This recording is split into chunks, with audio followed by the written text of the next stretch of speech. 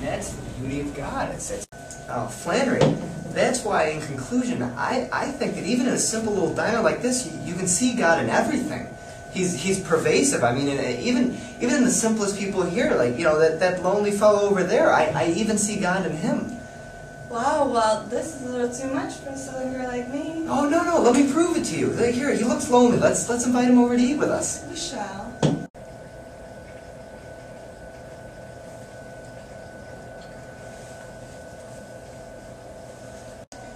Child of God, well, you look so lonely. Well, why don't you come share breakfast with us? Hello, comrades. Thank you for having me over. It's a pleasure. First and foremost, I don't have a God. I'm an atheist, and I believe that religion is the opiate of the masses, that it is a false premise that people make up in their mind that makes them believe that there's something greater when really there's not, and it's the oppression of the people. What?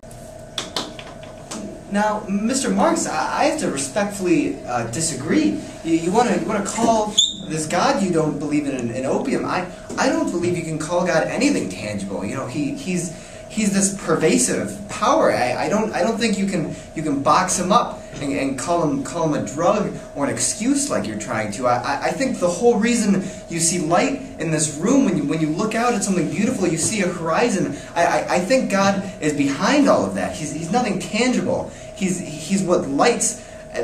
He's what frames everything that you exclaim. I mean, what do you think? I think that God is present in even the most broken creatures, like Mr. Marx here. I mean, he doesn't believe in our God, but I think God shines upon him.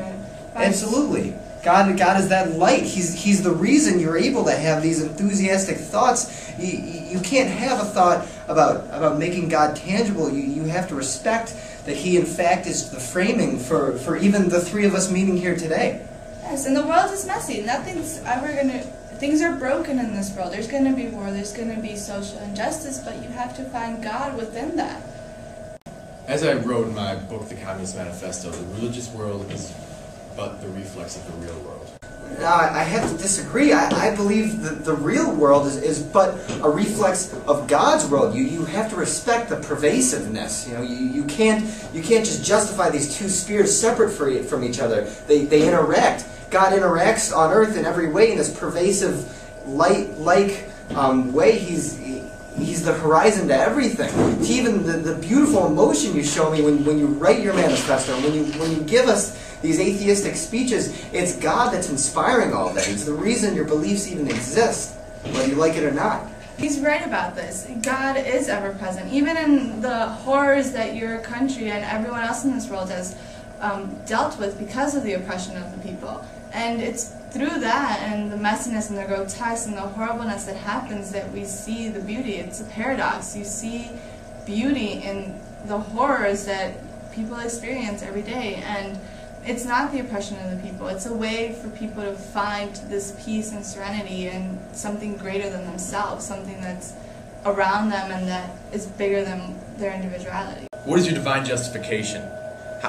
God, you can't prove that God exists, and you can't prove he doesn't exist, but what you can prove is that the people are suffering, and that God is merely a disease for which the people live their lives thinking that they're going to be somewhere that they're not. This is completely ridiculous. God, there's no way God exists. How can you live your life based on this fictional mystery? It's unfortunate. It's really unfortunate, but even through the outburst he just had, I can still see God's grace, and I know You still see God's grace? Yes, I do. I see redeeming qualities in him as well. The last thing he said, he doesn't understand how we can live our lives predicated on a mystery. I think he just admitted the existence of God. He needs to understand it is the mystery.